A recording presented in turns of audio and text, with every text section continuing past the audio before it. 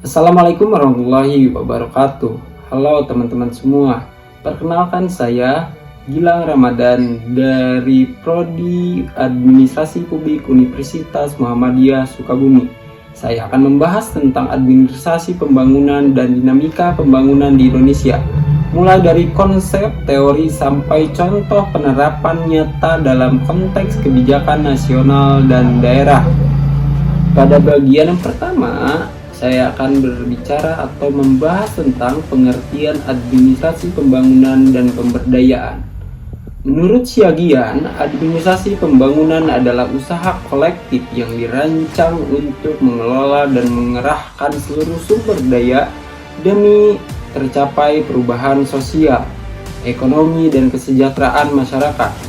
Berbeda dengan administrasi publik biasa yang hanya fokus pada penyelenggaraan pemerintahan dan layanan publik, administrasi pembangunan menitik beratkan pada perubahan struktural jangka panjang seperti penurunan kemiskinan, pembangunan infrastruktur, dan peningkatan kualitas hidup.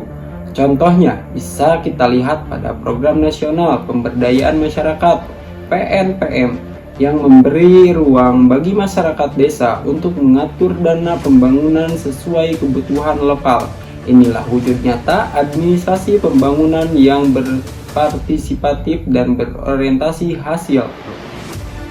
Pada bagian yang selanjutnya atau bagian yang kedua, saya akan berbicara tentang teori pembangunan berkelanjutan. Saya menggunakan pendekatan pembangunan berkelanjutan atau SDGs. Brundtland menjelaskan pembangunan berkelanjutan adalah proses memenuhi kebutuhan masa kini tanpa mengorbankan kemampuan generasi masa depan untuk memenuhi kebutuhannya. Teori ini menekankan 3 pilar utama. Yang pertama, ekonomi, sosial, dan lingkungan. Di Indonesia, konsep ini relevan dalam membangun perkotaan. Kita butuh ruang hijau dan transportasi yang ramah lingkungan. Dalam ekonomi, kita harus beralih dari ketergantungan sumber daya alam menuju energi terbarukan. Lalu, dalam sosial, pembangunan harus inklusif dan berpihak pada masyarakat kecil. Contohnya kebijakan green economy dan blue economy di RPJMD sekarang menunjukkan upaya pemerintah menuju arah berkelanjutan tersebut.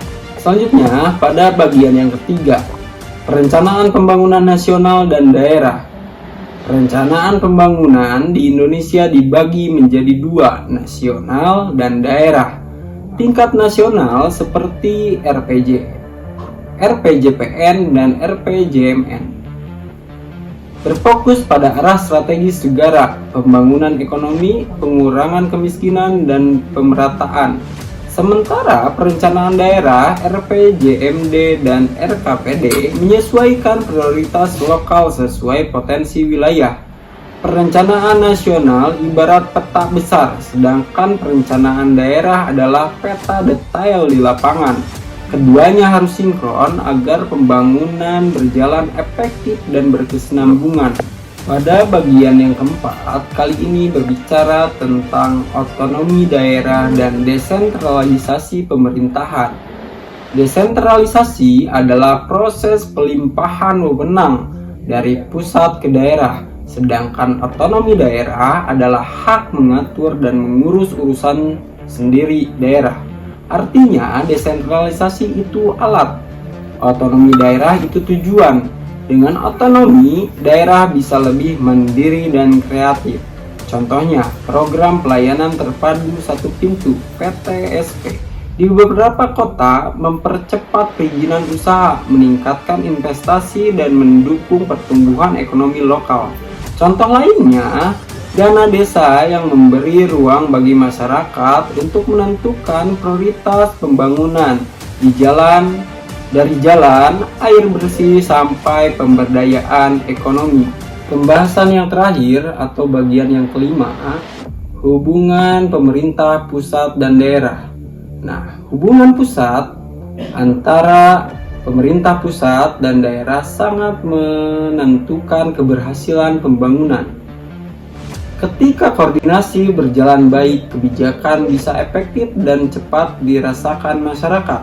Namun, jika koordinasi buruk, pembangunan bisa tumpang tindih atau tidak tepat sasaran. Contoh hubungan yang berhasil adalah program Kotaku, Kota Tanpa Kumuh. Hasil kolaborasi antara Kementerian PUPR, pemerintah daerah, dan masyarakat.